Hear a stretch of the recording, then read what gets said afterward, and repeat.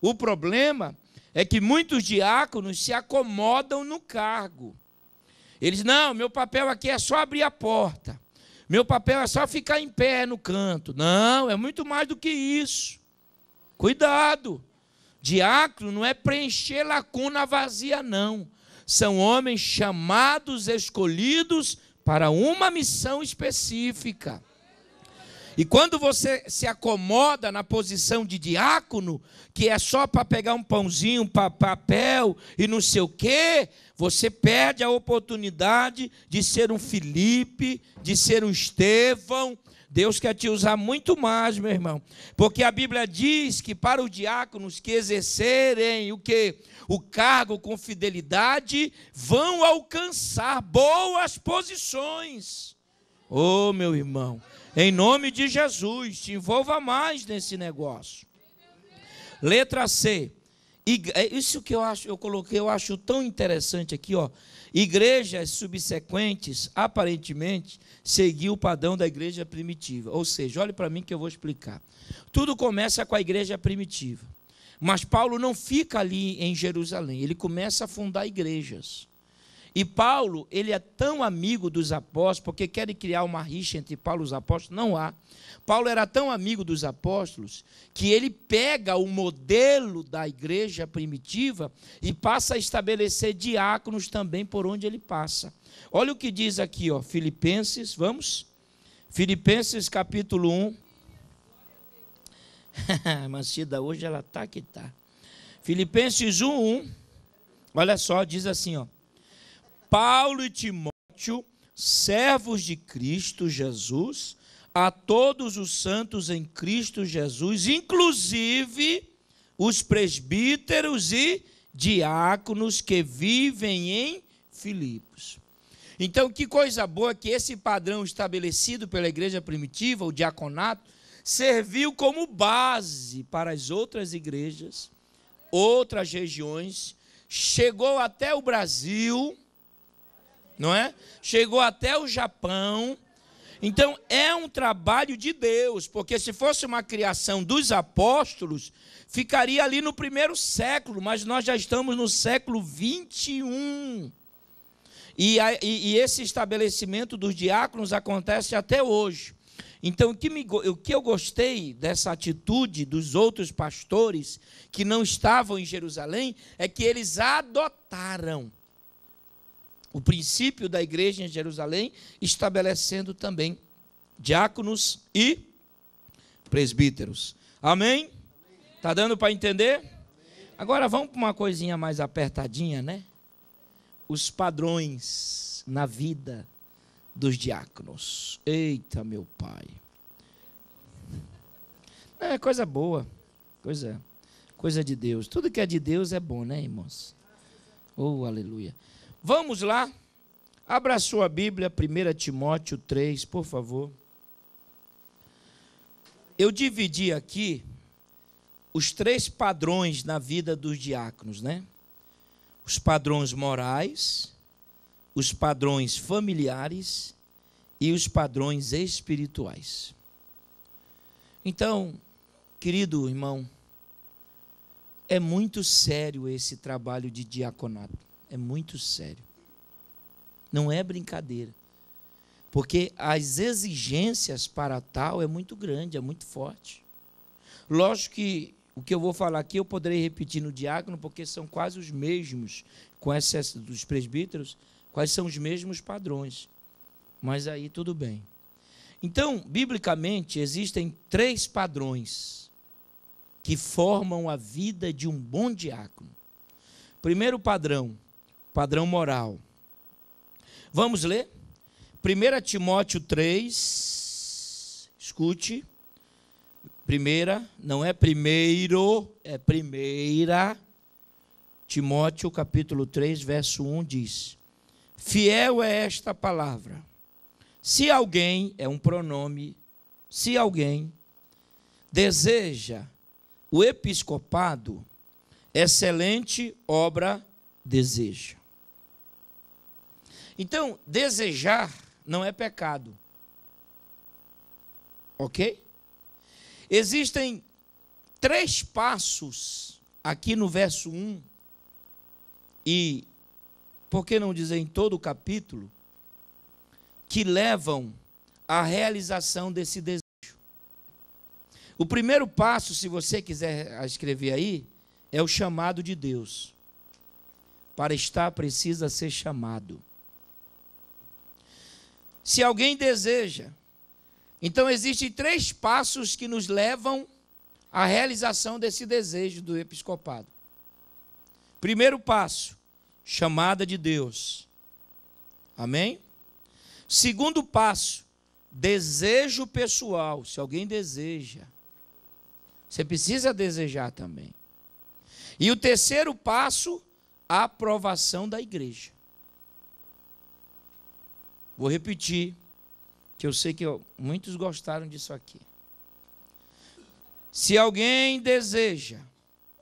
Então, olhando o capítulo 3, nós vamos descobrir 3 passos que nos levarão à realização do desejo do episcopado, do diaconado, do presbítero, do evangelista, do pastor. Primeiro, tem que ter chamada de Deus. Que Deus tem os seus. Ser chamado é privilégio. Primeiro, chamado. Deus chama.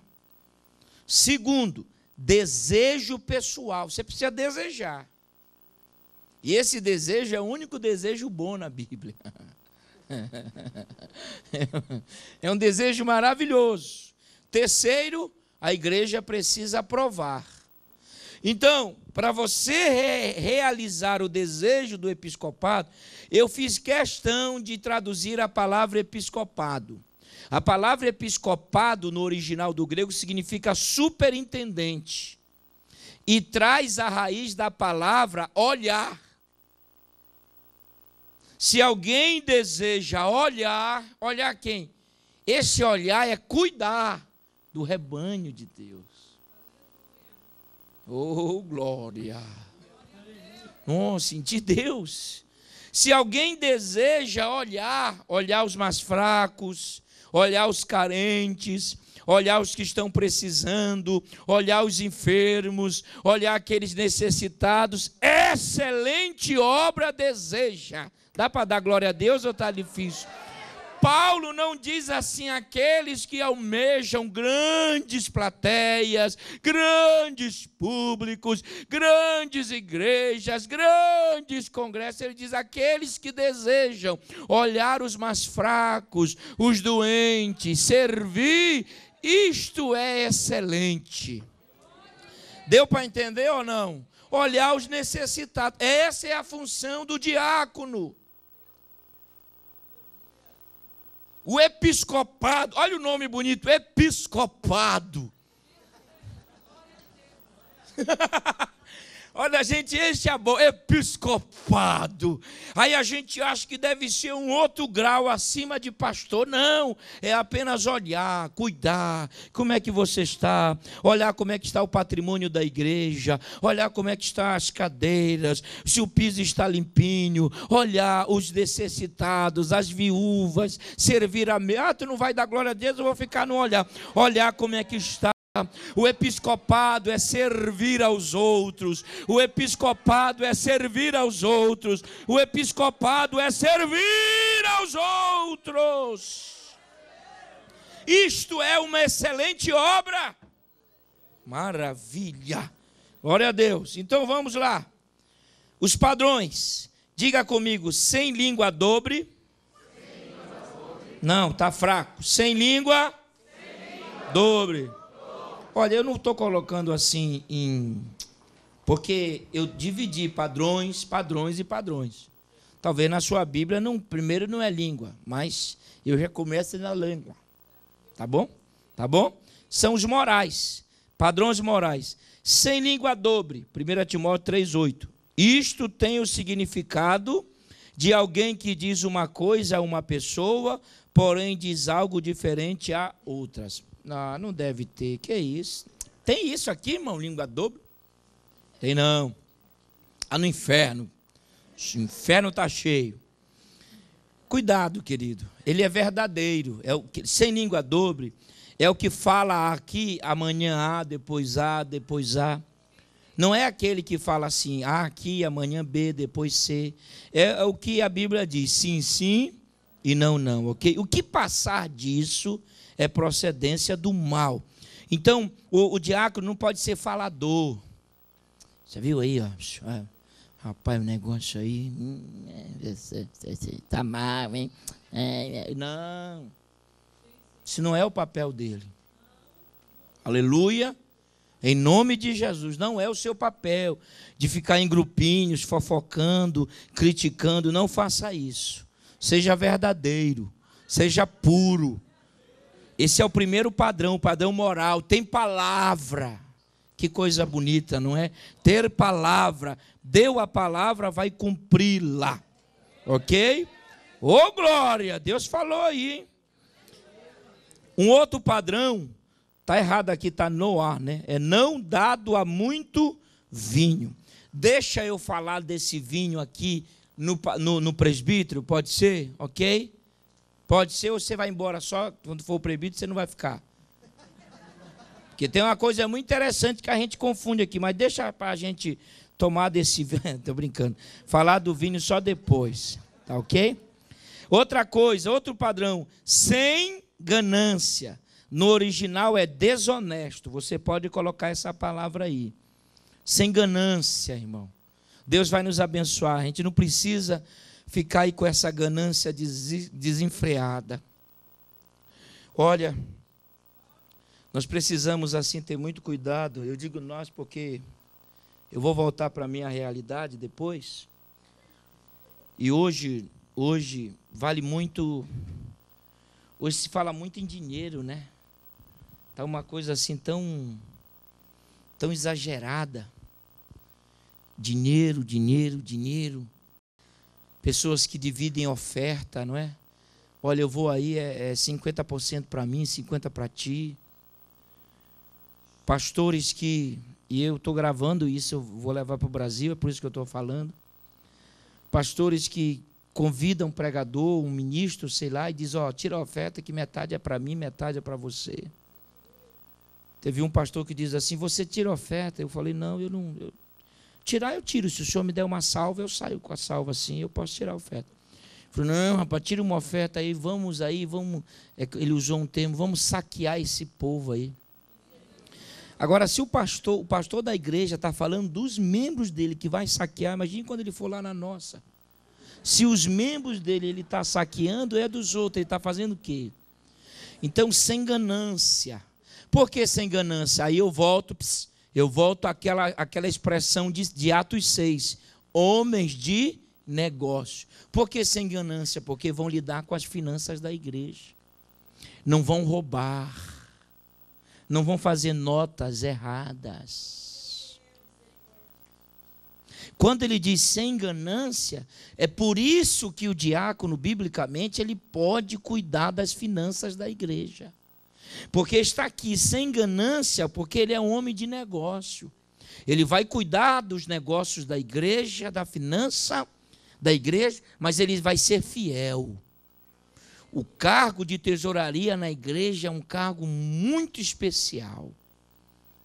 Feliz é o tesoureiro ou a tesoureira, ou o contador. Feliz é o homem que mexe com o dinheiro da igreja e é honesto. Esse é um homem feliz. Eu tiro o chapéu para as pessoas honestas que existem, que cuidam da finança, que não fazem coisas escusas, aleluia, que não criam notas para desviar dinheiro, pelo contrário, é sem ganância. Ele pega o pouco, ele se comporta. Quando ele pega o muito, ele tem o mesmo comportamento do pouco. Aleluia! É sem ganância. Aleluia! Glória a Deus. Um outro padrão aqui, ó, irrepreensível. E essa palavra irrepreensível no grego aqui é anekletos. Só que eu só estou falando, mas eu gosto da tradução. Ó, a palavra irrepreensível significa sem ser chamado para pagar a conta. Obrigado, meu irmão. Sem ser chamado para pagar a conta, ou seja, ele não deve. Dever aqui não são dívidas que virão, são dívidas não pagas. Posso contar um exemplo aqui que me deixou assim, de cara no chão? Fui pregar numa igreja. É lógico que essas coisas só acontecem dentro da igreja, que é o único lugar que eu vou é a igreja, né? Então eu não vou em outro lugar, só segunda-feira que eu tenho o meu dia lá, que eu vou fazer muita coisa. Nadar na neve, não sei o que, eu não sei o que eu vou fazer. Então, boliche, aquela coisa toda. Então, aleluia. Preciso, né, que eu estou com a minha cabeça assim muito... E eu estou ali, eu almoçando, pode gravar isso aí. 4 pessoas almoçando. E conversa para cá, conversa para lá, conversa para lá. E eu mais querendo comer, não sou bobo, e vá comer tudo de graça, né? E tá para cá. E tinha um obreiro perto de mim. De repente, chegou uma senhora perto desse obreiro que estava aqui e disse assim: até que enfim que eu te achei, hein? Quando ela falou isso, eu me assustei. Eu nem olhei, eu não sei como é que ela era. Eu nem sei se ela era alta, eu só ficava aqui. Aí ele, não, que é isso? Eu vivo na... Não, eu vou lá na igreja, você não está. Quando é que você vai pagar, hein? Oh, irmão. Aí depois chegou a filha e disse assim, não, mãe, pega o telefone dele, eu pego o dinheiro agora. Porque ele fica falando isso, mas nunca paga. Meu Deus. E depois estava no púlpito, gente. A palavra irrepreensível é que ele não é chamado para pagar, ele vai e paga. Deu para entender? Ele vai e cumpre os seus negócios, não é chamado para pagar. Aí o que estava na minha frente, o obreiro, percebeu que era da igreja. Aí, pois é, pastor Carvalho, e a vida? Aí falava um pouco mais alto, aí eu entendi também. Eu disse, pois é, rapaz, muita correria. E a mulher lá, me paga, me paga, me paga. E eu, pois é, a vida aí Jesus tem salvado. E ela, me paga, me paga, me paga. Ó Deus, que Deus nos livre disso, irmão. O padrão moral é irrepreensível. Você não será chamado para pagar. Na hora certa você vai cumprir o seu compromisso. Você vai pagar. Você será irrepreensível. Amém? Uma outra qualidade, provado e atestado. Tá? Esse aprovado. O que significa esse aprovado aqui também? Hein? Dóquimo, gente. Vocês ouviram isso ontem. Já esqueceram e testado, ok? Os padrões morais. Os padrões familiares. Primeiro, marido de uma só mulher. Aqui está marido de uma mulher. Não. Oh Deus. Passou, hein? Perdão, irmão. Culpa foi minha. Essa minha assessoria... Eu não sei se eles quiseram colocar, porque, está casado, mulher, não sei se é grande a tua fé. Alguma coisa aí, mas tudo bem. Eu vou dar uma surra nos meus, olha só, eita gente do céu. A gente deixa para fazer, tá vendo? Eu estou suando, pastor. A gente deixa para fazer o negócio, olha o que acontece. É por isso que a gente tem que olhar o gado da gente, né, para ver se tal. Primeiro, marido de uma só mulher, tá? Correto, compromisso, tá? Fiel à mulher, ok? Uma outra, governo de sua casa. Eu quero que você preste bem atenção nisso aqui. Eu quero que você anote o que significa governo de sua casa, ou seja, governar a sua casa. Ó, essa palavra significa estar em pé na frente. Anote aí. Que governe bem a sua casa significa estar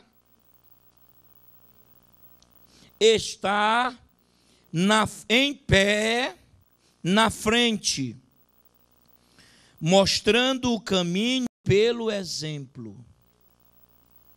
Olha como é forte isso.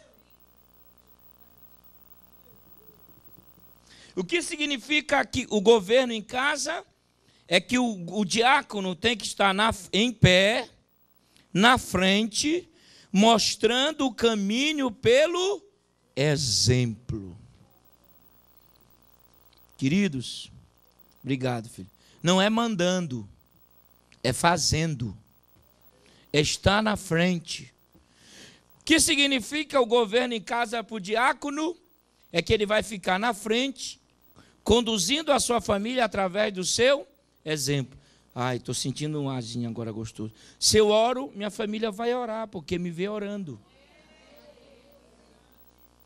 Se eu leio a Bíblia, os meus filhos vão ler, porque me veem lendo. Eu não preciso mandá-los. O meu exemplo, Deus está falando ou não está? Porque, infelizmente, hoje nossos filhos estão sendo puxados. O governo da casa, que Paulo fala para o diácono, é que você não precisa nem gritar.